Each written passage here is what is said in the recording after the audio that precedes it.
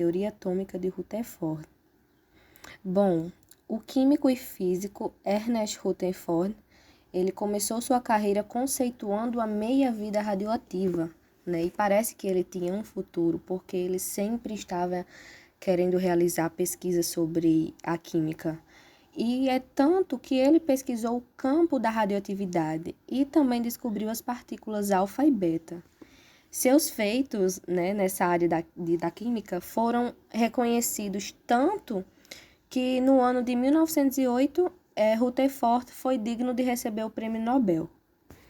Porém, como Rutherford não cessou seus estudos, ele acabou realizando outros grandes feitos, né? Dessa vez pesquisando a composição do átomo.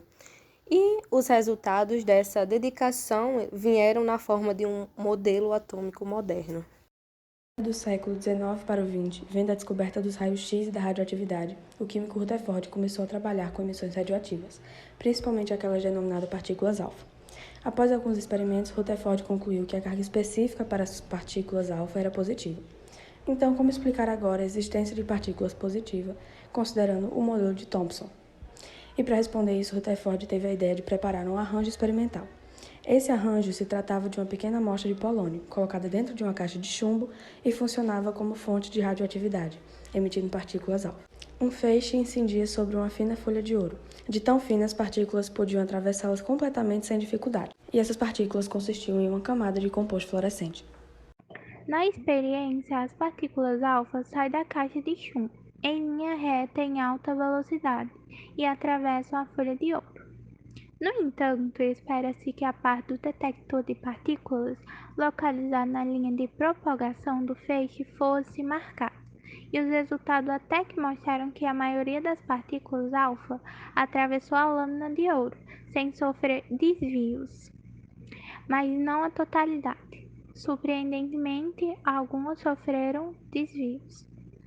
Assim, se o pudim com passos de Thomson não conseguia explicar o que aconteceria, deveria ser criado outro modelo.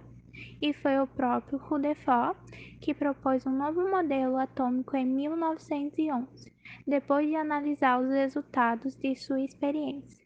E os resultados foram: como algumas partículas alfa são rebatidas, podemos dizer que elas se chocam com algo de massa maior que a delas. Portanto, o átomo deve ter uma região mais pesada. Essa região foi chamada de núcleo e tem praticamente toda a massa do átomo. Se algumas partículas alfas que são positivas são desviadas, o núcleo também deve ter carga positiva. As que passam perto do núcleo são desviadas por causa da repulsão entre cargas iguais.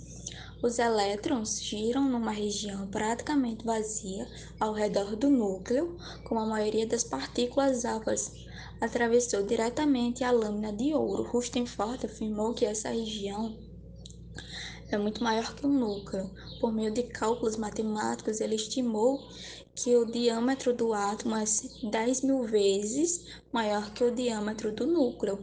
Assim sendo, se o diâmetro do núcleo de um átomo fosse 1 centímetro, o diâmetro do átomo seria de 100 metros. ou seja, o átomo é um grande vazio. Com o experimento, Rutherford percebeu que o átomo tinha espaços vazios e era formado por pequenas partículas, os prótons, cargas positivas, e os elétrons, cargas negativas. Além disso, o átomo tinha um núcleo com prótons e uma nuvem eletrônica carregada com elétrons. A partir dessa descrição, o modelo atômico de Rutherford também ficou conhecido como modelo planetário, no qual o Sol seria o núcleo e os planetas seriam os elétrons que ficam girando ao redor. O modelo de Rutherford correspondia muito bem a uma série de interrogações, sendo considerado uma grande contribuição para o estudo da física e da química na época. Entretanto, de acordo com as teorias do eletromagnetismo de Maxwell, ele apresentava falhas.